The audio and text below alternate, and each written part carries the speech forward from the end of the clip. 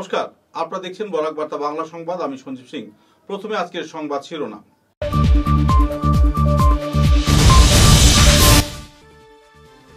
বরাক উপত্যকা জুড়ে চলছে বিজেপি কর্মকর্তাদের সিন্ডিকেট রাজ।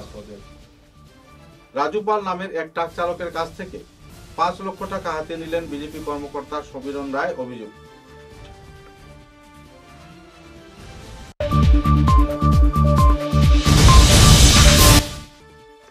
জয় ঠাকুর সেবা সমিতির উদ্যোগে আয়োজিত হলো ধার্মিক অনুষ্ঠান। সুরে সুর মেলালেন বিভিন্ন বয়সের ধর্মপ্রাণ নাগরিকেরা।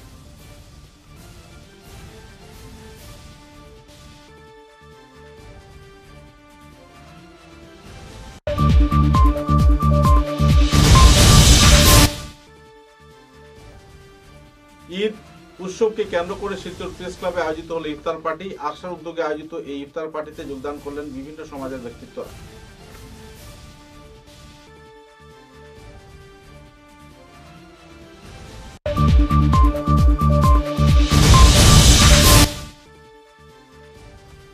অখিল আসাম ভোজপুরি পরিষদ এবং রূপগিরি সমাজ উন্নয়ন সংস্থার উদ্যোগে আয়োজিত হলো বিভিন্ন ভাষাগোষ্ঠীর সমস্যা নিয়ে আলোচনা সভা।